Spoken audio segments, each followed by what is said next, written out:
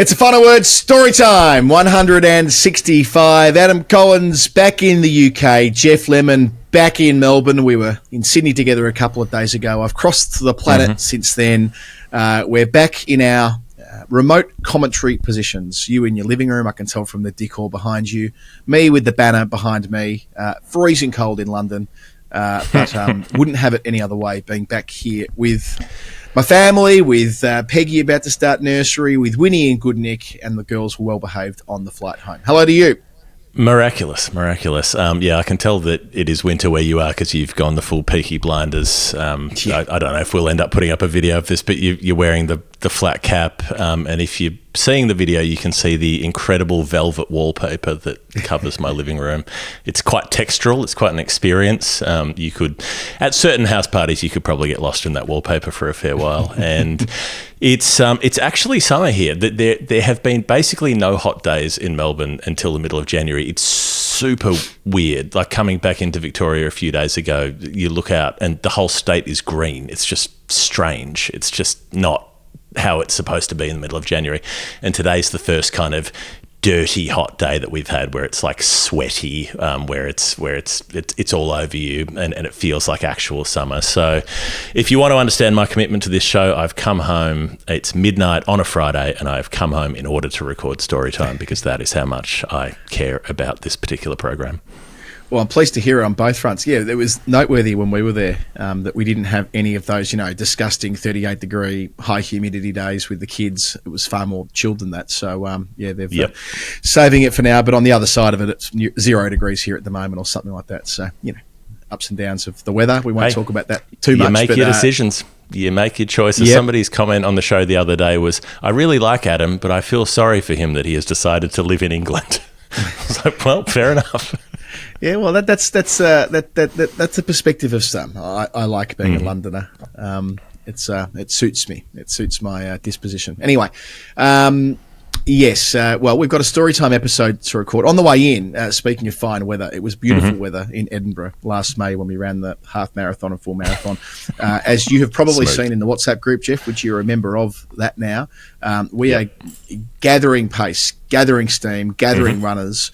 We're up to about maybe close to 40 after a bit more success this morning. So a couple of extra people have signed up to the 10K, including Abs, who I twisted the arm of to run the 10K basically with you. The whole idea was, no, Geoff's doing it, so you can do it with Geoff. It's all going to be fine. So we've got to submit your nomination form. You've just kind of collateral, what do they call it? Collective reprisals, basically. Yes. You've just sort of bullied us into doing it together. I have. And Abs is, in his usual enthusiastic way, taken to the task and filled out all the paperwork and all the rest of it. But yeah, we've got a number of people now running the full marathon, including Toby Trumper. I'm not sure if he's a descendant of. I've got a feeling he is a descendant of. This came up at the pub at some point. So he's going to run the full 26-mile.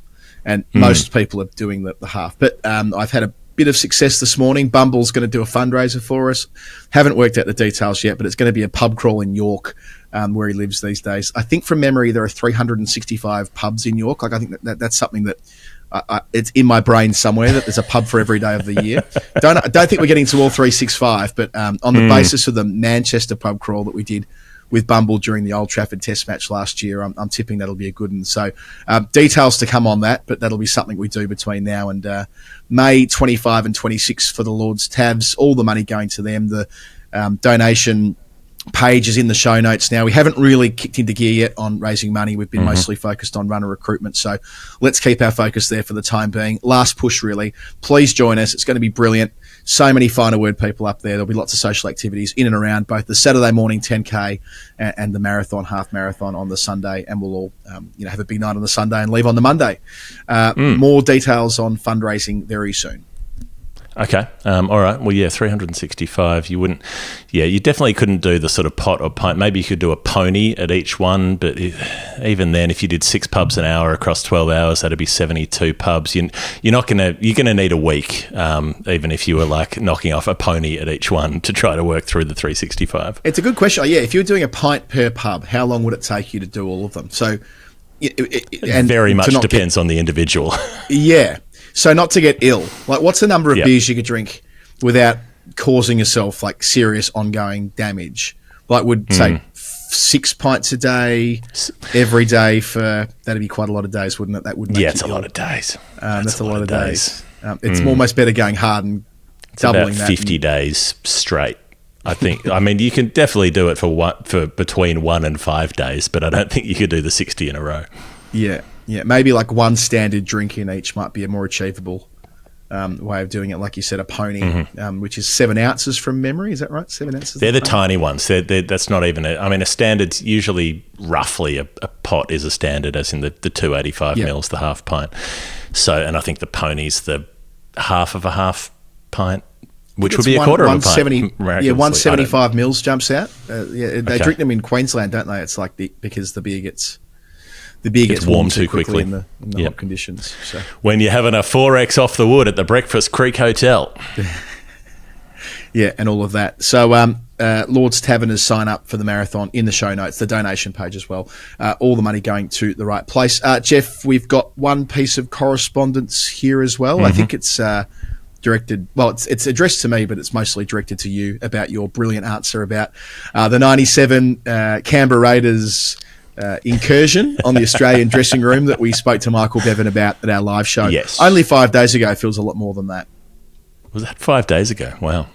Yes, well, we did ask Michael Bevan about it, and he did answer it, and you will be able to catch up on that answer at some point when that episode comes out. I don't know. It'll be in the next month. Who knows? We don't really know what's going on at the best of times. Brendan Crabb said, had a lot of fun with Storytime 164.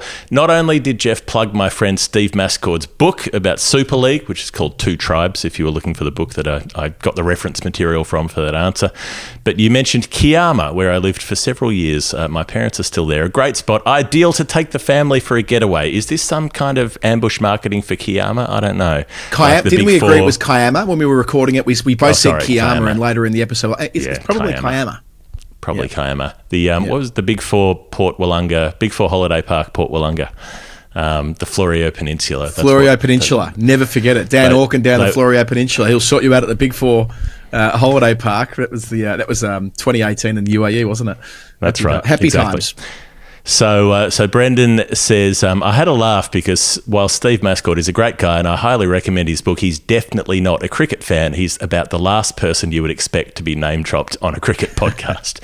So I'm glad we could sort that out. And if you are one of the rugby league tendered people in our audience, of which there are plenty, you could find his book Two Tribes and figure out what was going on during the Super League war, which I may or may not have accurately represented depending who you ask on that particular episode, just before New Year's Eve, that was called Rugby League Island.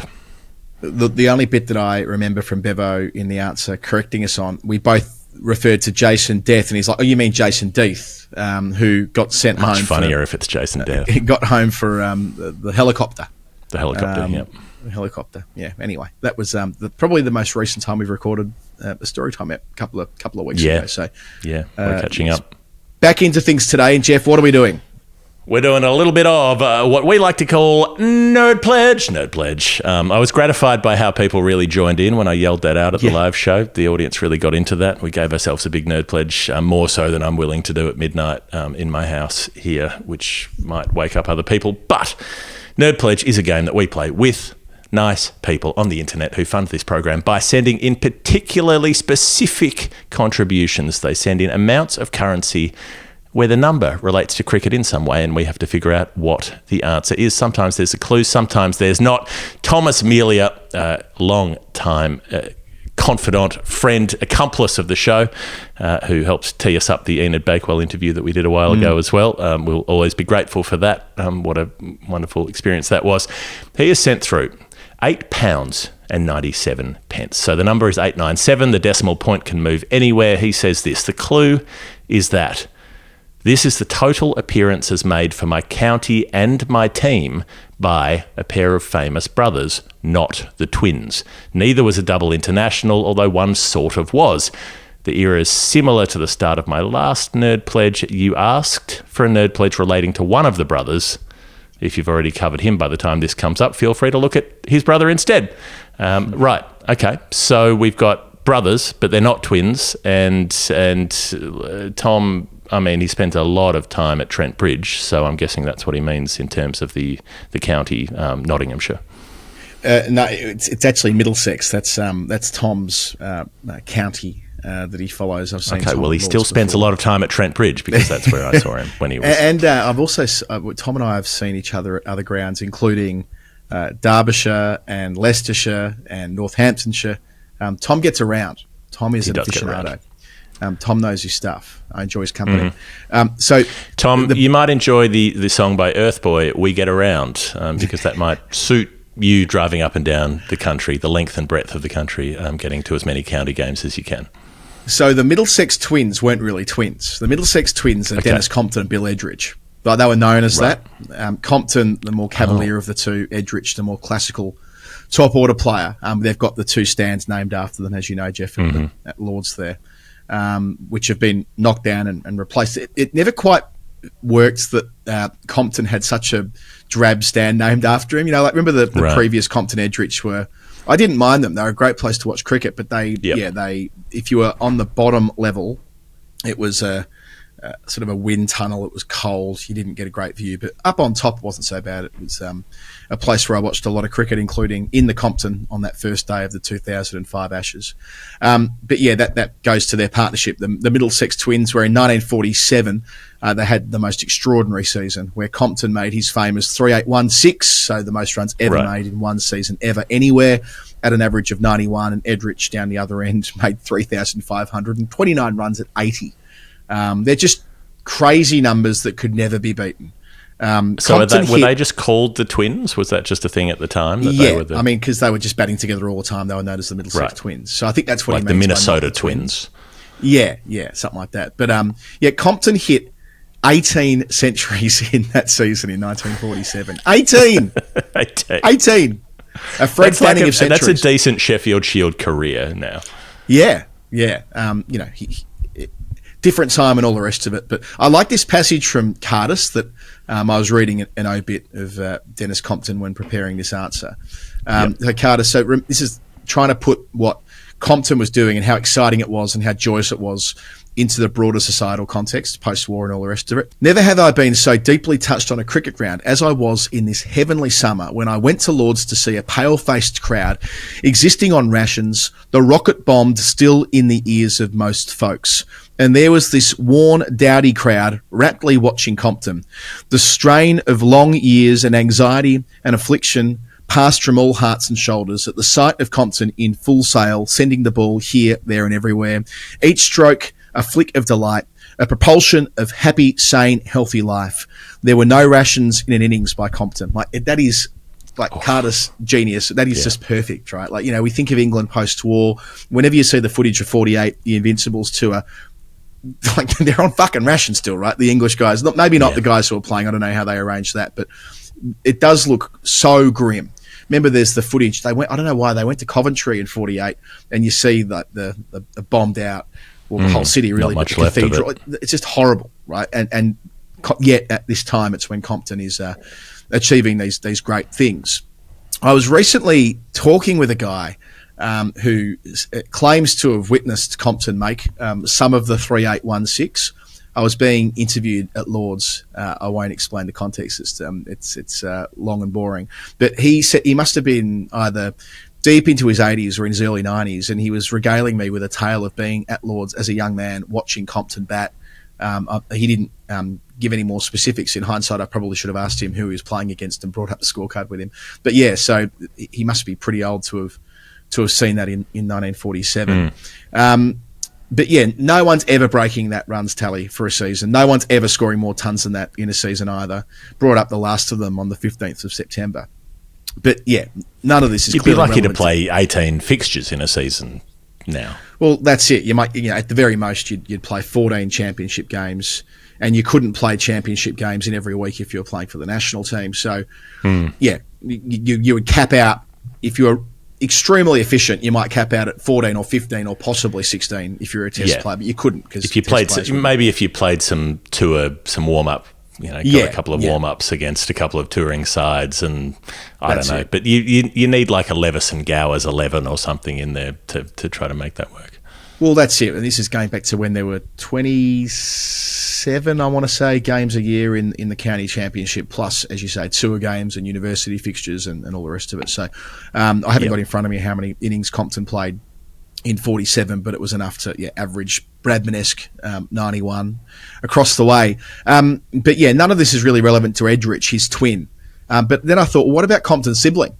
Because he did have a sibling that played for Middlesex as well, Leslie Compton. Tom Compton says the brothers, not the twins. The brothers, not the twins, right? So, and that's what got me where I really should be, and it totally works. So, remember the clue, not double international, but nearly. Dennis and Les both played for Arsenal. Dennis as a winger, Les as a defender who was repurposed as a forward after the war.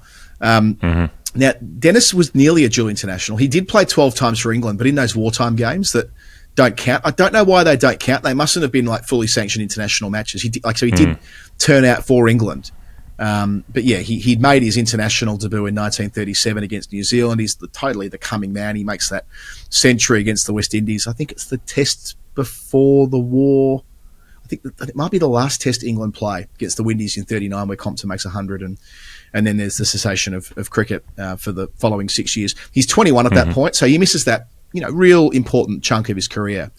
And then, of course, as most of them do, joins the military. He was in the army in India through most of the war. He actually played, I didn't know this, played a series of Ranji Trophy games for Holkar. So in this 3-game run, he made an unbeaten 249. And in another game, he turned out against Keith Miller, who was also playing in the Ranji Trophy. I'm not sure what the go was with Miller's team. I didn't stop to check it. It may not have been Ranji Trophy, but Miller played a game against Compton, and I assume it was for Holkar in the latter's case. Where on 94 not out, they had to leave the field because there was a riot brewing, and that was an ongoing in-joke between Compton and Miller all the way through their post-war competition against each other that, you better clear off, mate, you're in trouble. I think the quote's something like... The Compton-Miller medal. Yeah, that's right. One of the protesters said to Compton something like, "You're a fabulous batsman, but you better go because there's about to be a riot." And they got off the field when he was just short of 100. So back to the football bit, which runs alongside the cricket throughout the two Compton careers. They start at Nunhead, or at least Dennis starts at Nunhead. They eventually end up at Arsenal together. They win the league together in 1947-48. So after he scores the 3816, they win it's not called the Premier League then, not even close, but the top division. They win the league. Compton Dennis doesn't play a huge amount in 47-48. He's picked up a couple of injuries. I'm not sure if they're cricket related or otherwise, but he's still part of the team and thus a league winner in 47-48. And then there's the famous 1950 FA Cup where they definitely play together. Leslie's 6 years older than Dennis, and in a way he kind of charts the course for him to be playing cricket in the summer and football in the winter, back when there were two kind of defined seasons. And in the FA Cup semi-final against Chelsea, they're losing 2-1, and there's a late cross from a corner from Dennis to Les, who nods it in, 2-2 draw, which prompts the replay because there was no extra time or penalty shootout in the FA Cup then. I suppose even now there's replays, isn't there? And they end up winning the replay of the semi-final and the final as well. So they're FA Cup champions together in 1950. And on the back of that, Les, who I mentioned, remember he's born in 1910 from memory. He gets picked for England. At 38, he makes his outfield debut for England, the oldest to ever do it, to make that outfield debut in an England international football game. Played a couple of games. It reminded me of the Mike Bassett Football Manager film, which is a brilliant movie, which is a piss take of England's 1990 campaign, where the manager, Mike Bassett, picks the team on the back of a fag packet, and they accidentally pick two players called Benson and Hedges to play in the World Cup squad. And I think Hedges is 46, and the quote is like, if you're old enough, you're good enough, or something like that. So I don't think that Les Compton was picked on the back of a fag packet, but, that joke is a good one. For Les's part, from a cricket perspective, he played between 1938 and 1956, mostly as a specialist wicketkeeper. So he only averaged 17 with the bat, the contrast there with his younger brother, but did collect more than 600 dismissals, never played for England, but did play with Dennis all the way through 1947 as the wicketkeeper, when Middlesex predictably with what Compton and Edrich and the other two in their top four who had extraordinary seasons, and they go on to win the competition. So they're the only brothers to have won a national cricket and football championship together in the same side, with the league in 47-48, the FA Cup in 1950, and the county championship also in 1947. So, yeah, it's worth remembering that they're professionals as well. Like, they're not, posh types, the Comptons. Les goes on to run a pub not far from me in Hornsey after he finishes up. And, Dennis, he still loved for the way he played the game. That footloose, I suppose, would be the definition of it, which made him so adored. He was voted Middlesex's greatest ever player, and you consider some of the guys that have played for that club. That's quite the achievement. 67 of his 123 first-class centuries were for the county. Had an average, interesting that you often see a discrepancy between a batting average with first-class and test, one way or the other. He averaged exactly 50 for Middlesex and exactly 50 in test cricket. A test career that ends in 1958 after 78 matches for England in what's now thought of as a golden era post-Invincibles. He does well on the Invincibles trip. He's the one player to kind of raise the standard, but after that in the early 50s, the side that wins both home and away against Australia a couple of times at home. They're stories that live on. So there's a good one about Dennis, how he's so absent-minded that he forgot to bring his kit to a test match. So they simply retrieved an old bat out of the museum and he strummed a test ton with that, not having his actual kit with him. There's another story where he was celebrating his 70th birthday. So all these illustrious people came together to celebrate Dennis Compton turning 70, and his mum heard about the lunch happening and called into the lunch and said, actually, you're not 70, you're only 69. Like, he didn't even know how old he really was. So, like, that spirit of Compton, that way he was hardwired does live on. He's a bit of a symbol of that era, and as you point out before, still has the Compton Miller medal named after him for each Ashes series.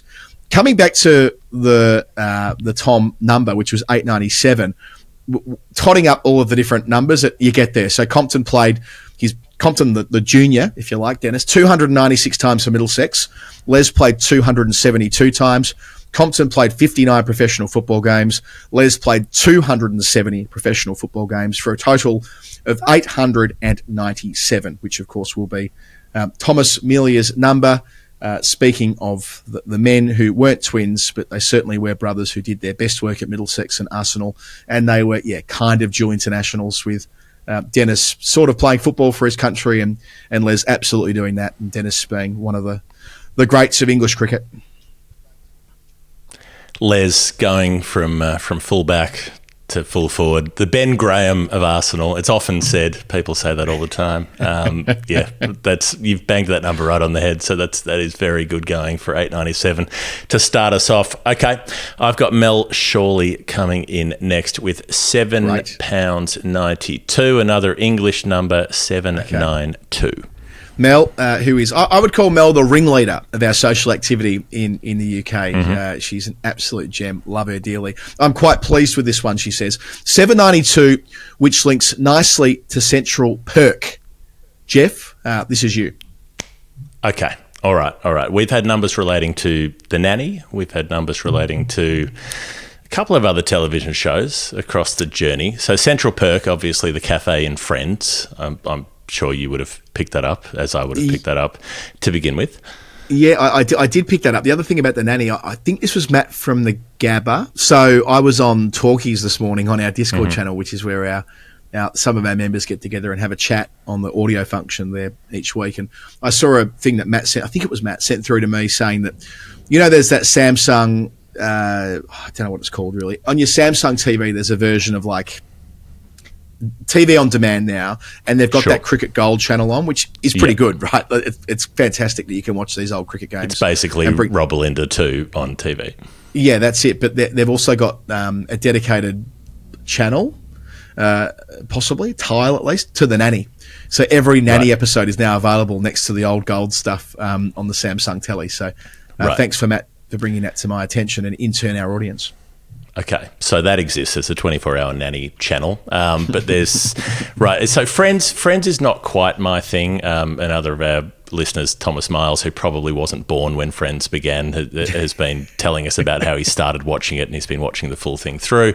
It was never like I saw some episodes, but it wasn't really my bag. But I know that Central Perk's the cafe where they're always hanging out and sitting on the couches and catching up, right? Okay, so Friends, 792. I mean, initially I thought episode numbers, but there's no season 7 episode 92, because even in the heyday of Friends, they did not make 92 episodes a season. They probably would have if they could have. This isn't Hey Dad, which remains the longest running sitcom. So they made about 100 eps a year.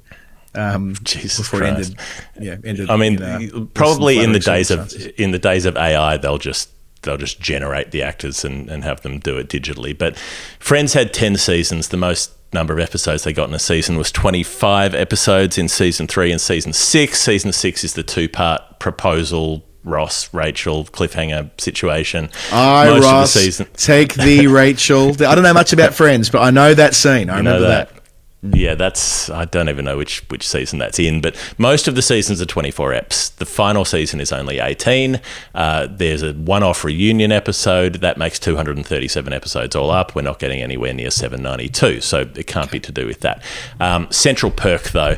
Central Perk's a central part of the show, as we mentioned. A lot of guest stars come in and sit down and have a coffee and whatever, and there's one major recurring character who is Gunter.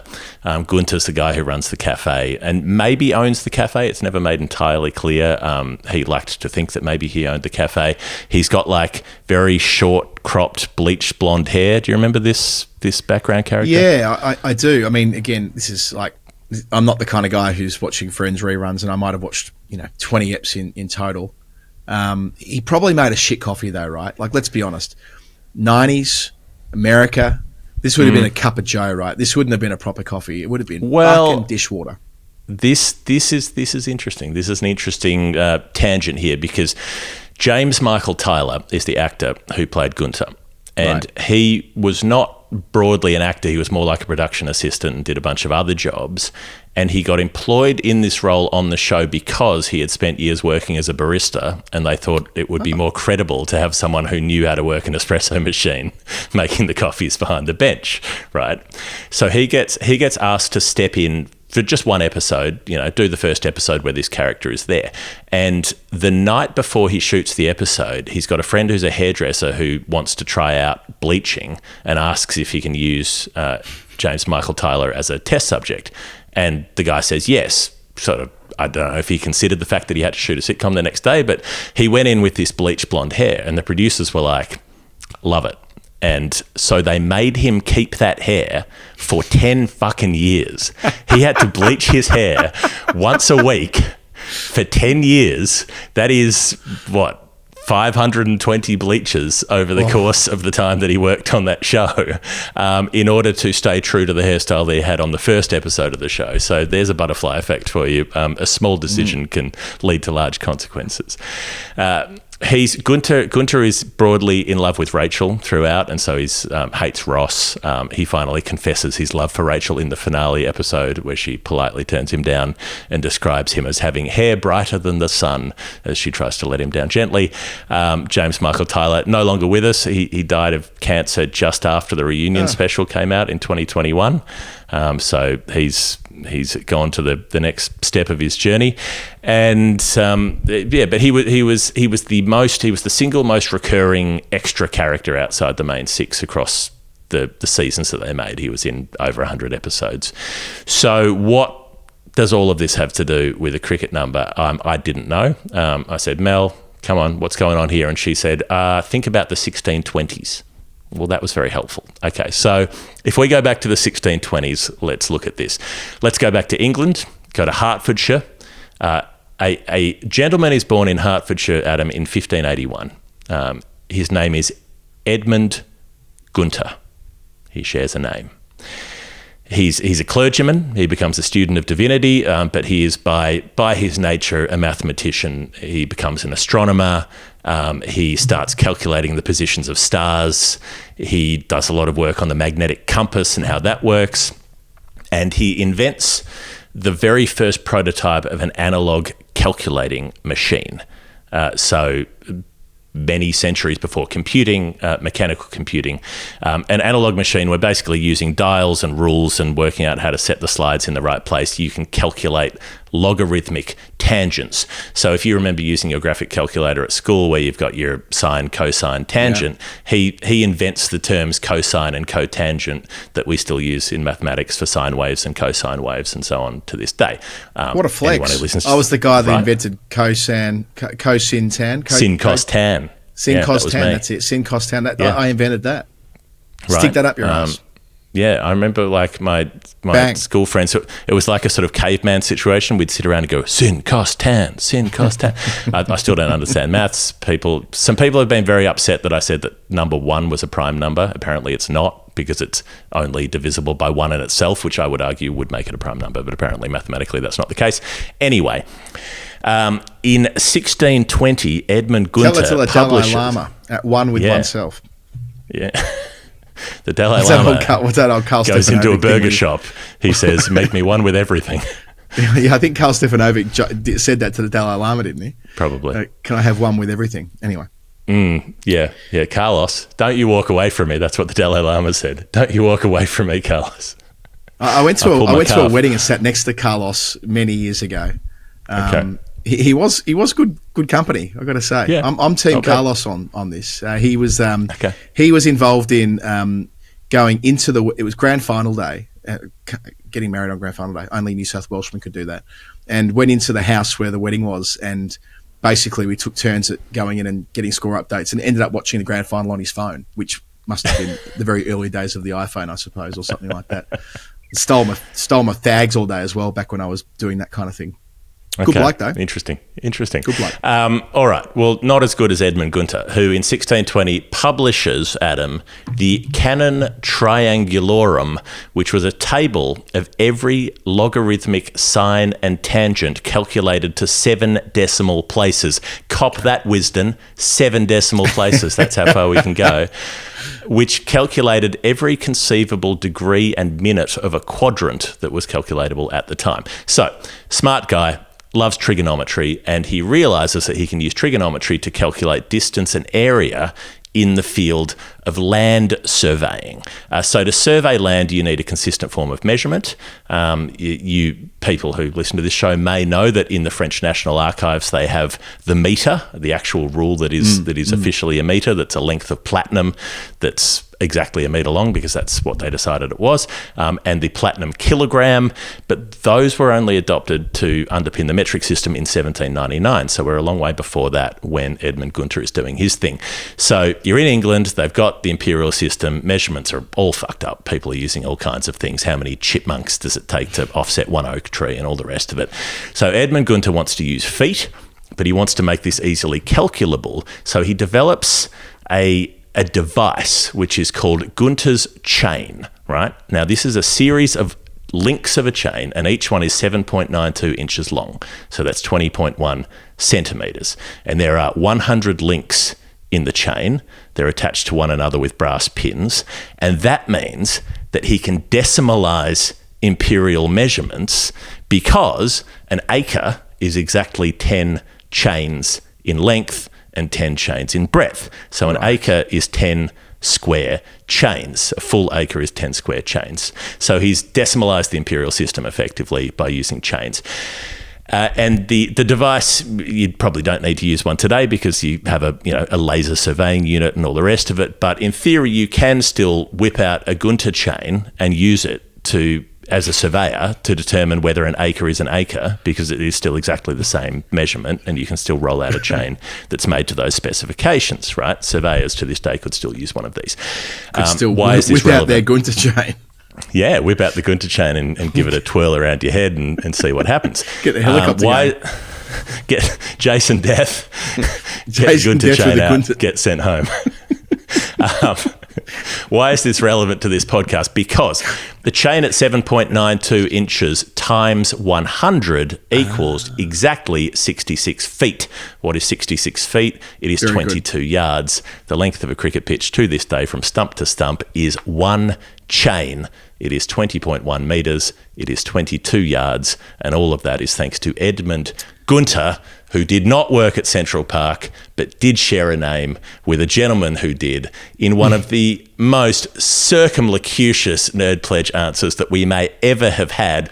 But I'm very confident I've got it at the first time of asking. So, Mel, tell me I'm right, because I can't bear to be wrong with this one. Get your Gunter chain out. That's gonna stick close with me, at least through the course of this weekend. All right, Geoff Price is the pleasure, someone you have dealt with plenty at Final Word games over the last couple of years. 1 pound. We're very pound heavy. This is a very England centric Final Word at the moment. 186 in Great British pounds. Geoff says this updated nerd pledge. The clue is a real one and only fire starter. The venue, Melbourne, a long, long time ago. Wishing you a Merry Christmas and looking forward to a meet-up and show. Okay, what do you got? Well, you could say the person I'm about to talk about gave life a heavy pounding, and he did.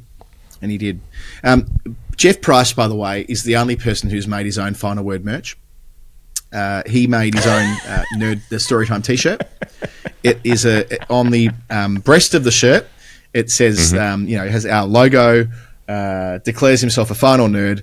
Has the show number where his number came up. I think it's show 65. I don't know why that jumps out. Maybe because we're talking about 165, 60 something. And I remember the answer was about David Gower batting at Lord's, the first Test match he went to in 1983.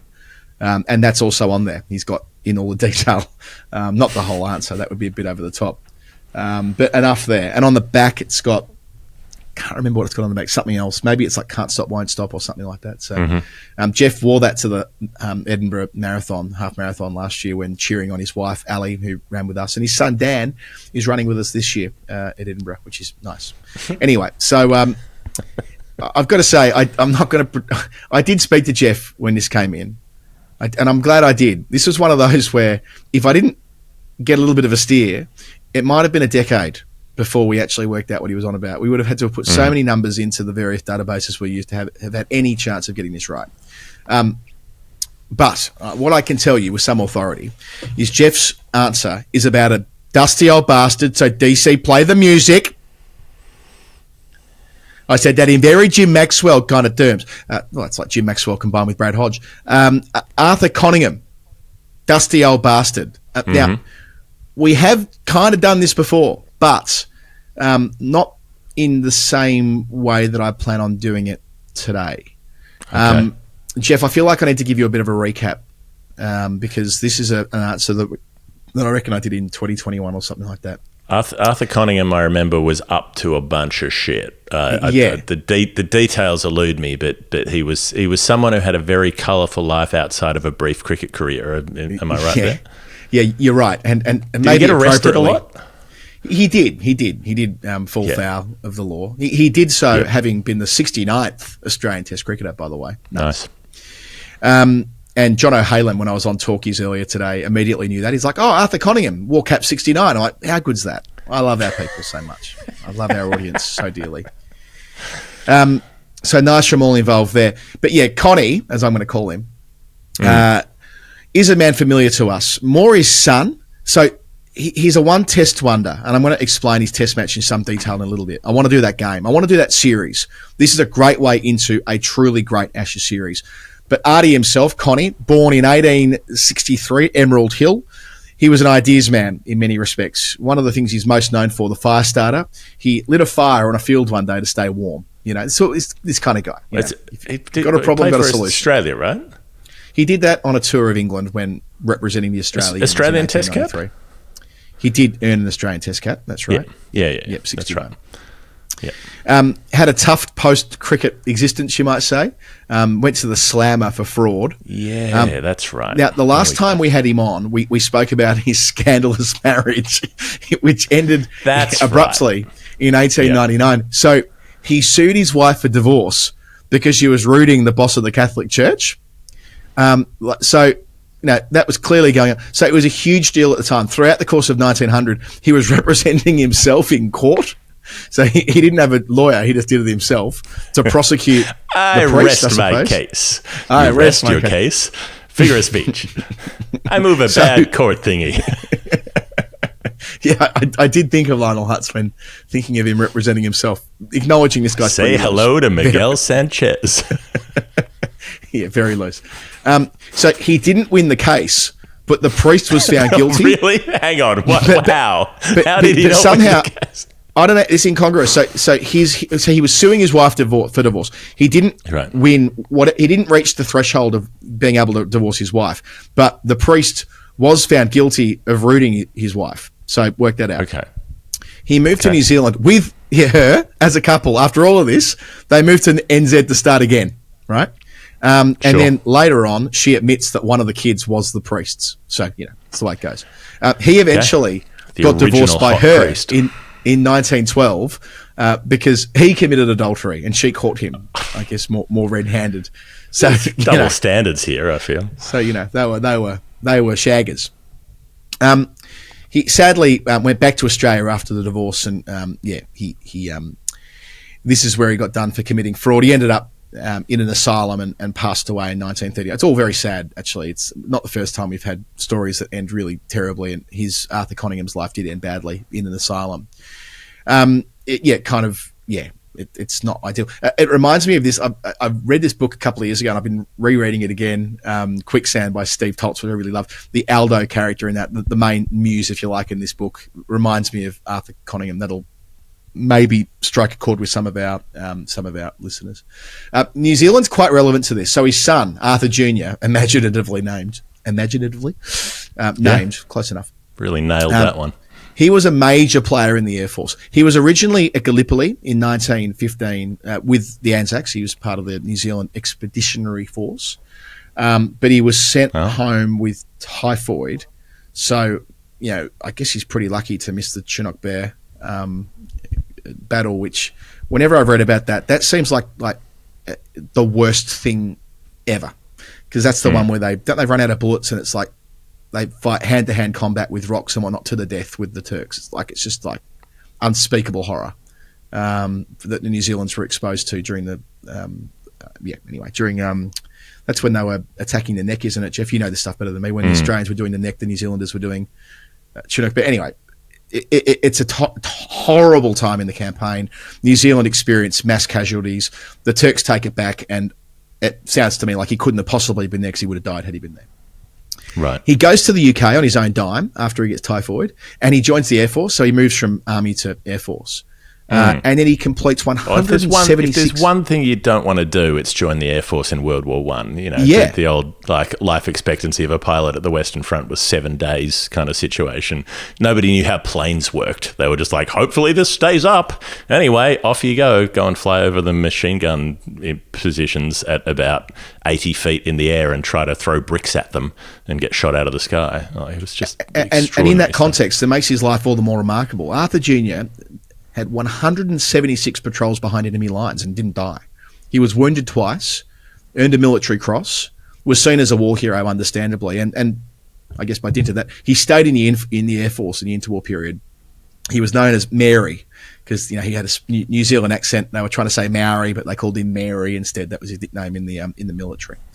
And then his most substantial contribution is in World War II, where he was very senior in the Air Force. He was one of the architects of the Normandy landings, the aerial part of that, and his life has been included in various works of fiction around World War II, and he had a substantial military career and was knighted and so on. But a few years after the war, after Conningham Jr., I guess in the spirit of his crazy old man. Well, I say crazy old man. I shouldn't speak ill of him having died in an asylum, but wild old man might be a better descriptor there. Arthur Jr. died in a plane crash in 1948 in the Bermuda Triangle. I say plane crash. The plane disappeared without a trace. He was one of those early instances of planes that went missing around Bermuda in the Triangle, and that was the end of his life. I remember. So anyway, back to his old man. When we did his story, we did have the follow-up that his son was knighted, and that we sort of looked at that as a contrast, but I don't think we got into the detail of how and why. Yeah, that's where I stumbled this morning when researching this. So back to his dad, he played the one test match. All-rounder, left-arm medium pace was his main thing. He batted as well, batted left-handed. He was a chemist. He was also a bookmaker, as was the spirit of the times, I guess. A lot of people ended up in bookmaking. A quote about him here. It was said that he had the audacity and cunning of an ape and the modesty of a phallic symbol. So that paints a bit of a picture of Connie. That's very, the kind of contrast point. It's very, what was it, Hunter S. Thompson's opening line about when he's doing the campaign trail stuff in 68. Richard Nixon is a foul caricature of a man with the something of a with the integrity of a hyena and the attractiveness of a poisonous toad, something along those lines. You can really set up a sentence with 2 points of contrast. Have you read that piece that details how many drinks and how much booze that he would consume each day? That Thompson, this is around his journalism. I mean, it's staggering. I mean, between the coke and the fags and the drink and the tequila and the grapefruits and the ephedrine and then sit down at a typewriter and bang out a piece. Yeah. Imagine trying to write on a typewriter. That would drive you to drugs. Anyway, back to where we are. We're up to 1893. So, we mentioned before that he did tour England that year, but didn't play a test match. That's where he lit the fire in the Hatfield because it was too cold. He also won a medal of honour for saving a boy who was drowning in the Thames. Again, I don't know much more about this. Feels like there should be a book written about Arthur Conyngham, by the way, and the family more generally. So he had a relatively inconsequential tour. It's sort of difficult to tell in a way how he was ever near the Australian side. His first-class numbers with the ball are pretty impressive, though. 112 wickets at 23, just 1 ton with the bat. Does get his chance, though, in this fabulous Ashes series of 1894-1895, or a series that we briefly touched on in our daily show at Sydney last week when I referred to the portrait style painting. It's not a painting, sorry. It's a photograph that they've tweaked with some drawings on it from the 1894 SCG Test match, the Stoddart series, where England win from a extraordinary come from behind position, which I'm going to come to in a sec. But that's, as I described it then, one of the truly magnificent early Ashes series, and Conyngham features in it. So again, that first test at Sydney, which is featured in the media centre, England win by just 10 runs, having been 261 runs behind on the first innings. They were forced to follow on and won, and for a long time, they were the only test team to have won, having had the follow-on enforced until, I suppose it would have been Leeds in 1981, Calcutta 2001, and Wellington 2023. I think they're the only 4, Geoff. I don't think there's any more than that. Very unusual way for a side to win, and that was with Bobby Peel and Johnny Briggs, bit of magic on the final day, what became the final day, day 7.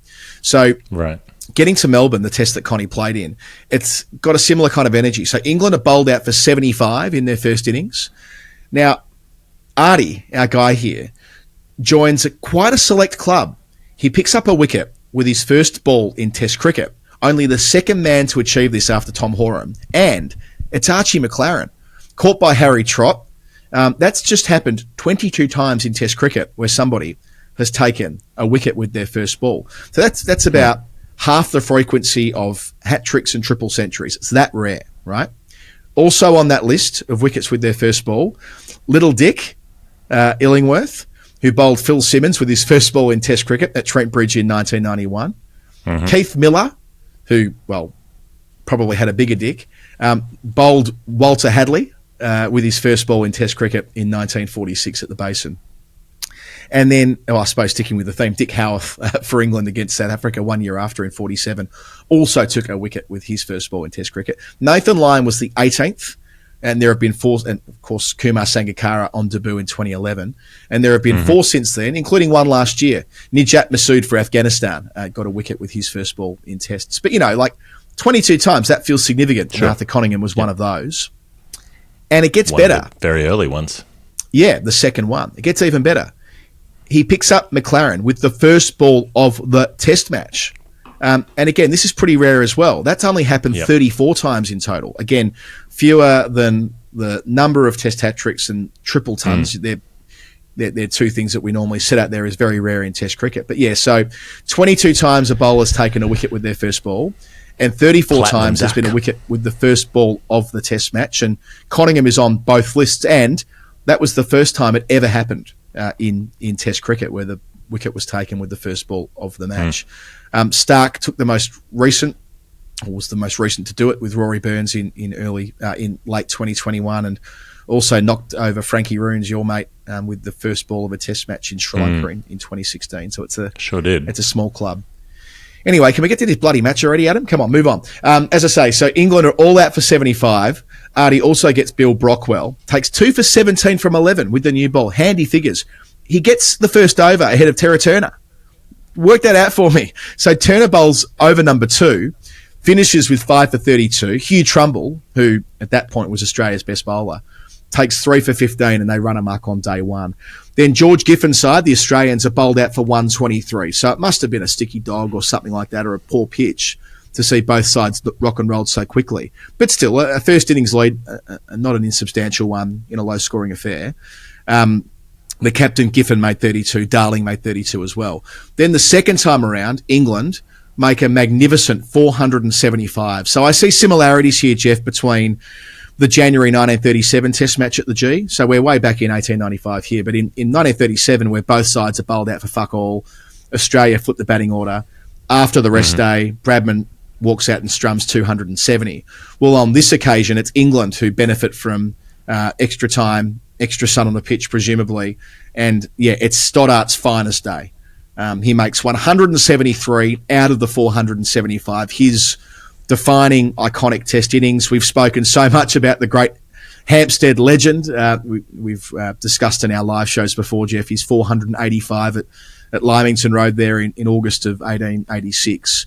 But as captain of England, this was his crowning glory and going on to put England into a strong position. Unfortunately, Conningham didn't add to his first innings wicket tally, none for 59 from 20.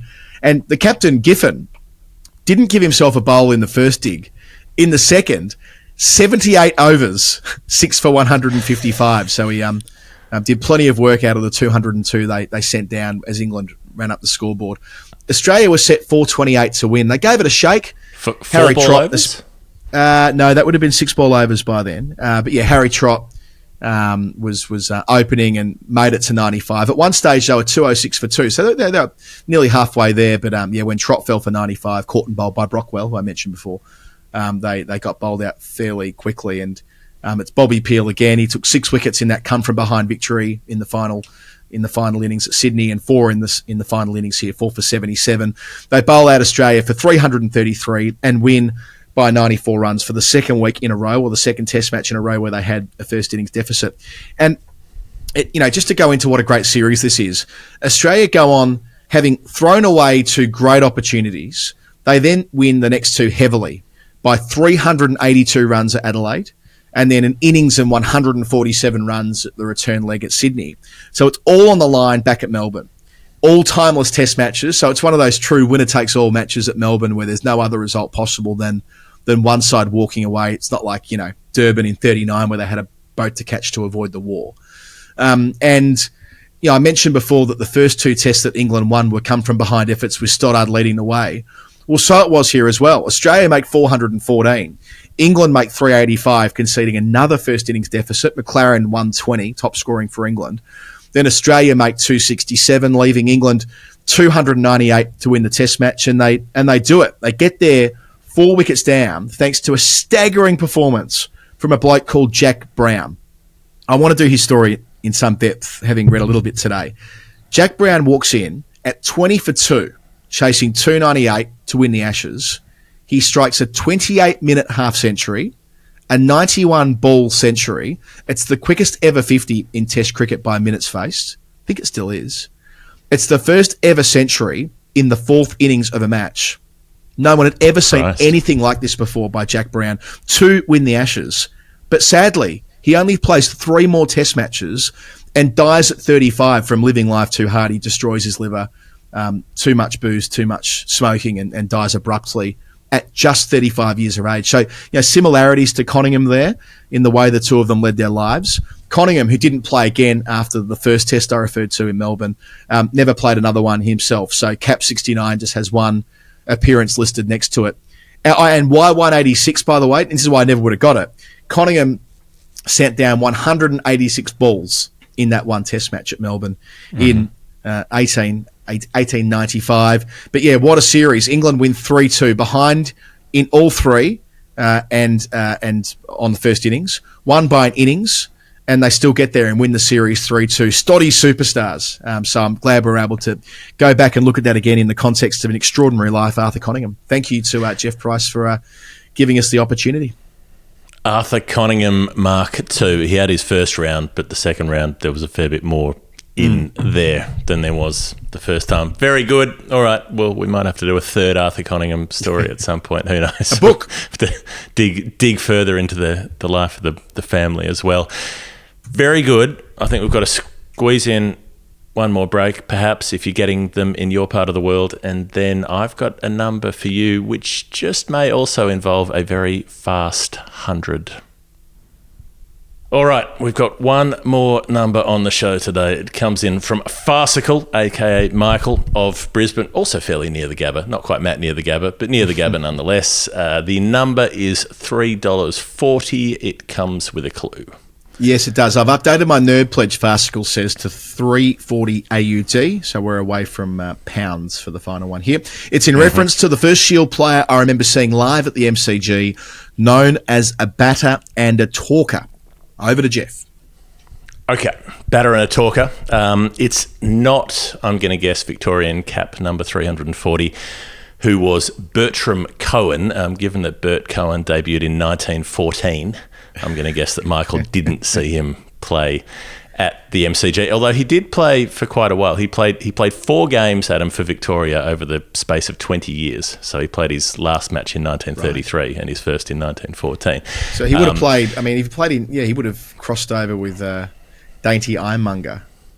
Yeah, so, for sure. Like, you think about in fact, they probably played quite a lot of cricket with and against each other. That's a similar span to when Ironmonger making the transition to spin later on and so on. How did you find the Victorian cap numbers, by the way? That's a good bit of research from you. I've struggled with state caps before. Tracked them down. There is a list for the Vics. Okay. I don't know if there is for the other states that's as well kept. But He probably played with Ironmonger at St Kilda. So Bertram Cohen, I'm going to guess, would have been a fairly rare Jewish first-class cricketer, where there weren't a lot of Jewish cricketers at that particular time, just given the name and given that he mostly played for St Kilda and lived in North Caulfield. That's my assumption. He captained St Kilda for a lot of that time, and they won 4 flags in a row under Bert Cohen when he was leading St Kilda in grade cricket at the time. And so presumably, because Ironmonger goes to St Kilda after playing elsewhere, doesn't he? Yeah, so I mean, he would have had Blackie and Ironmonger both in the attack. I think like it all lines up. Well, they were playing, in their Test series together in 28-29, but then of course Ironmonger played for a bit longer into 32-33. But in all probability, he was leading both of those guys as an old bloke himself. Yeah, so Bertram Cohen bats when in his rare first class fixtures. They're all against Tasmania, so he's obviously like the guy they pick when they sort of feel that they're not playing the proper team. He bats middle order sometimes. He opens the batting at other times. Did he play with Ponsford when he made his 400 against Tassie? Don't think so. I did glance through the scorecards, and I don't think that it was any of those were the Ponsford games, but. He at one stage he draws some fire because in 1929-30 he has a losing draw in the final to the MCC, and he gets criticised because in the era of 8-ball overs, St Kilda bowl 120 overs in an innings, and he uses 3 bowlers for the entire 120 overs. So they were probably Ironmonger and Blackie. I didn't look into that scorecard, but there's more to look up about Bertram Cohen, who played 298 times for St Kilda, so a real club champion for the Saints, and won those 4 flags in a row, but probably not what we're talking about here, although I did spend a fair bit of time down that rabbit hole today. If we're talking about the Sheffield Shield, and I met Michael at a meetup in Brisbane, was it last year? I think it was last season. If I'm going to guess he's probably in, say, the decade broadly above us. So I think this could be in the era of one particular player. The number is 340, and I was thinking I could be looking for Victorian players who've got 3400s or average 34 with a bat or whatever it is. But what about 34 balls? And I imagine if I float that number, that's something that might ring a bell for you. David Hooks. 34 balls was Hooksy. Hooksy made the 100 at Adelaide Oval against Victoria in 34 balls. Am I on the right track? Yeah, you're on the right track. So David Hooks never played for Victoria, but does play a lot at the MCG, would have been seen there in the Shield. And we're coming up 20 years since he's... We're coming up 20 years to his death, wasn't it? Yeah, it was 20 years this year. January, it was 2004, late January 2004, yeah. So, and he becomes synonymous with Victoria as the coach through that period later, and a broadcaster as well, who spent a lot of time commentating cricket too. So a batter and a talker. David Hookes, who we've talked about a lot, the 5 boundaries in and over in the Centenary Test, the Test century in Kandy in 1983. Mm-hmm. But this is 1982. He's captaining South Australia. The previous season, there's a game I think it's in South Australia as well. Yeah, it is. It's at Adelaide Oval, where South Australia run down a last day chase against Victoria and do it quite easily. So this time around, the following season, the Vics are batting in the 3rd innings. Graham Yallop is the captain, and we've talked a bit about him and his relatively conservative style, and the Vics just bat and bat and bat. So Yallop makes 151 and bats for just a shade under 6 hours to do so. Some others in his team do likewise, and when he finally declares, he's set South Australia 272 from 31 overs to win the game. So they need a bit under 9 and over to win in 1982, which is not something that happens. But David Hookes is captaining South Australia, and he is extremely pissed off by this. He is ropeable by the fact that they haven't been set a vaguely attainable target. So he runs off the field, and you talked about one Darling batting today. He tells Rick Darling, the opener, that they are going to open the batting together. Hookes bats in the middle order normally, but he puts himself up the top. He walks out, starts relatively normally, leaves a couple outside the off stump, and then he just goes absolutely berserk. There's an all-rounder called Peter King, who's in the team for the Vics, who goes for 38 of his first 2 overs. Sean Graff comes on very early, much earlier than he would otherwise, who was an ODI player at the time, just to try to do some death bowling very early in the game. He goes for 19 off his first over. I always had an irrational hatred of Sean Graff when I was a kid, because he played for St Kilda, and my cousin was playing for St Kilda at the time, and it was my childish impression that it was Sean Graff who was either keeping him out of the first 11 or was not getting bowled enough, when really Graff was a far more substantial figure. He only retired from Cricket Victoria last year, and massive contribution over multiple decades as a player, coach, administrator, the works. Mm-hmm. Well, yep. So he gets belted in his first over. So after 6 overs of the chase, 6 overs, South Australia are none for 94. This is, even just reading back over this is comical. None for 94 off the first 6 overs. And I watched the tapes back today. Basically, anything with a little bit of width outside the off stump goes crashing through the offside. Anything vaguely straighter at the stumps goes over mid-wicket. And then he shuffles around the crease a bit, Hookes, and he plays a few lovely leg glances as well, because they've got the fielders are quite square of the wicket on the leg side to try to stop those shots that he's belting through mid-wicket and square leg. And so he just keeps tickling them through fine leg for 4. The Victorian team are just shitting themselves at this point. They're like, hang on, surely we're not going to concede 270 and 30-odd overs, but they're on track to do so. The opening stand is 122, of which Rick Darling makes 11, all singles. I've got a feeling Rick was interviewed about the experience of being down the other end after Hooksy's passing, and it was like, you'd imagine how he described what it was like being down the other end of a guy who could do that. I think I've seen that tape as well. It's to think that he never quite made it as a Test player doesn't make any sense. He was clearly one of the most gifted to do it. Yeah. I mean, ends up with a sort of mid-30s Test average and played quite a few Tests in the end, and it just never quite worked out for him. But on this particular day, and Rick Darling was quite an attacking player, so he's reduced to just tapping a single and turning over the strike, 11 singles out of 122 in the opening stand, by which point, and Darling gets out, Hookes passes his 100. He's eventually out for 107 from 40 balls faced. Joel Garner is playing for South Australia at this point. Remember that he just pops down for a season and takes like 60 wickets at 10 or whatever it is in that season he plays. Hook sends him out at number 4 as a pinch hitter. He walks out and smacks his first ball for 6 down the ground, makes 19 off like half a dozen deliveries and then gets out. And then if he sends a couple more pinch hitters up, some wickets go down quickly. Suddenly they're 7 down and they have to send out Hilditch and Inverarity to block it out for a draw through the last half dozen overs. Len Darling, another Darling, is on commentary. Len Darling was born in 1909. He played Test cricket in the 1930s, and this is 1982. And he says on commentary, "That's the fastest century I've ever seen, and I've been watching cricket since 1919. How's that for what a flex? Yeah. And listening to the commentary back, it was interesting. They use the phrase power hitting. They say, "Oh, that's some incredible power hitting from David Hooks." Like, I just wouldn't have thought that would have existed in the lexicon at that early stage, but it did. So here's the interesting bit about this: 100 off 34 balls, right? The highlights package is the thing, right? So they play a highlights package after the game. They play it again a couple of days later because everybody wants to see this innings. And then when Hooks dies in 2004, they replay it.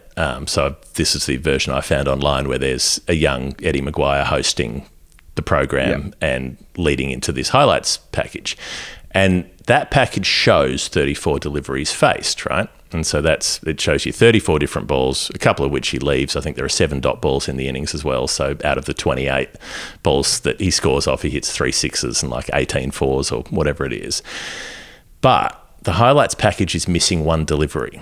There's one dot ball that is not included in the highlights. There's like a rank wide down the leg side that doesn't get called, but that's in there. But there's another one that I think that's outside the off stump that isn't called. So many, many years later, and only relatively recently, Laurie Colliver, who does the scoring for the telly, got hold of the scorecards and went through it and re-scored it and found that it was actually 100 off 35 balls, not brilliant. 34. And I tend to believe Loz because he's very, very good at what he does. He is, and, his attention to detail is excellent. So the legend says that David Hooks scored a 34-ball 100, but he actually scored a 35-ball 100. But you'll find that if you look into it, you find the 34-ball figure repeated across so many outlets and so many places that it's effectively become true, even though it wasn't actually true. But they have located an extra dot ball that says that it was 35 instead. Doesn't make a great deal of difference at the end of the day. It's still an absolutely ridiculous innings and something completely special that, for 45 minutes that he was out there thrashing the ball around raised the possibility that South Australia were going to pull off what would have been one of the most ridiculous first-class wins in history, and all of it was inspired because David Hooks was so pissed off by negative cricket that he just came out there and tried to fix the entire thing on his own.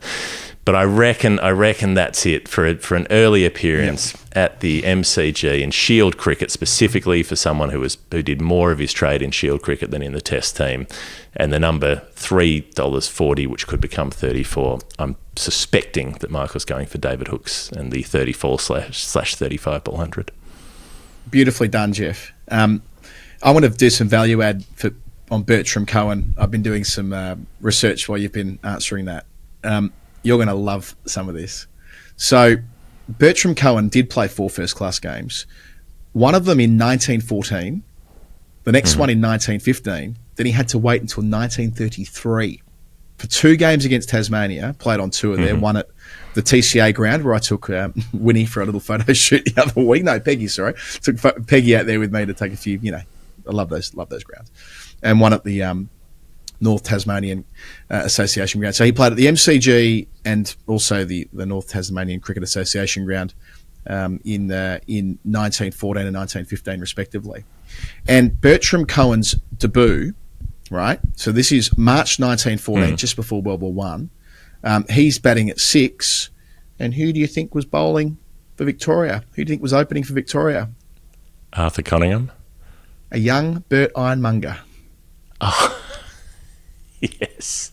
So Ironmonger, who went on to play Test cricket after the span of time you're referring to, as far away from this as it possibly could be, took 5 for 53 in the first innings of first-class cricket that Cohen played in March of 1914 before World War One.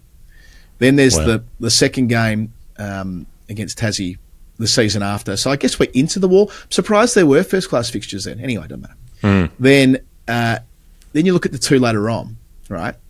So the one that he plays, one of the two games he plays in, you scroll up the page here, the third first-class game he played was against Tassie. All of them were against Tassie. And remember a few weeks ago, maybe a few months ago, I told you about Jack Badcock, who was the Tasmanian legend who eventually played for South Australia and went on to play Test cricket for Australia. Well, this was Badcock at his best. He got out the Gunter chain against the Victorians. The Gunter chain, 274 he made against Victoria, remembering how strong Victoria were. They used to go down there and beat them by 500 runs or whatever. 274 in the first innings and 71 not out in the second innings.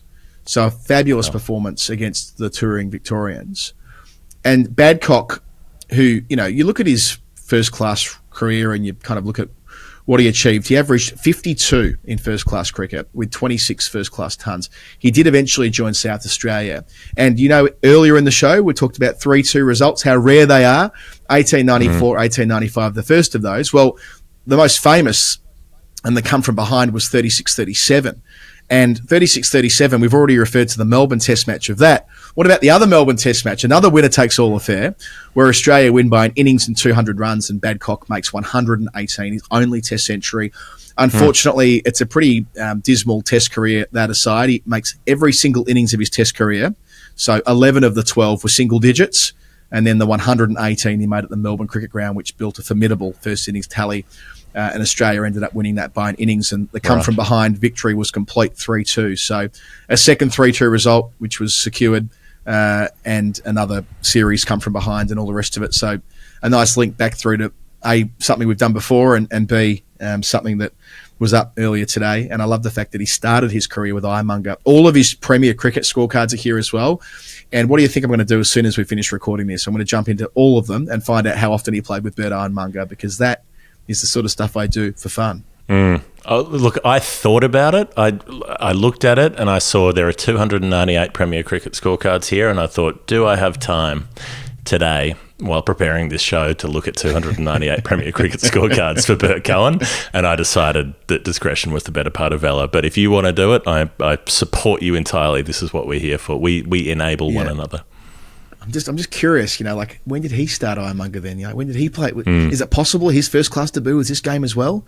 Let's have a quick scroll and find out. His first class game, no, he started in 1910, and his 1909, 1910, and his last first class game was 35-36, and he finished up for Victoria in 1934. There you go. Well, we will come back to it on a future episode of Storytime. I suspect so. When we open the Bert Ironmonger files and look back into that. The next Storytime, perhaps the next Storytime will be Friday night at the Arkaba Hotel in Adelaide, when I will be doing a live Storytime with Bharat Sundaresan. Free entry. Come on down. It'll be like 7:30ish, depending what time play finishes at the Test and what time we get off work and get to the bar, but we will be doing a show down there. So if you're in Adelaide, stop by. If you want to play Nerd Pledge, go to patreon.com/thefinalword. You sign up there, you put your number in, we put it on the list, it comes around on the show. It's as simple as that. And aside from that, well, I don't know, stay tuned. We'll have a weekly show coming up next week, and then we'll be into a Test match as of Wednesday in Adelaide. Yeah, it's going to be a busy time. We'll be doing dailies across 2 Test series at the same time. Well, 3 actually. Australia, Windies, New Zealand, Australia, and India, England as well. That starts, I think, in the 3rd or 4th week of January. So, yeah, it'll be 4th week of January, sorry. So, be a busy time on the feed, and, yeah, it'll be nice to listening to what you and Bharat put together when you next record Storytime. I didn't realise I had the week off when it came to research. I'm going to enjoy that and do some other stuff. You might, yeah. And yes, as you say, we'll have a weekly show out early in the week, which should sneak in before the Test match starts. That's the plan anyway. That was fun, Geoff. Finding our rhythm again down the screen, and hope you've enjoyed it. Storytime 165, the Bannerman edition, even though we didn't immediately have that on the top of our heads. We should have. We will next time. Embarrassing. Honestly, I'm humiliated by that. You'll have to come up with something for 166 next time. If you want to play along, patreon.com/thefinalword, help enabling our addiction to cricket history, which is simply what it is now, isn't it? and cbussuper.com.au. Sort your super out. Edinburgh Marathon, half marathon. Sign up to that. I've got to go and lie down. I'm tired. But thanks for listening. If you're still here, have a nice weekend. The Gunter chain. That's been Gunter it. Chain. We'll see you soon. Bye.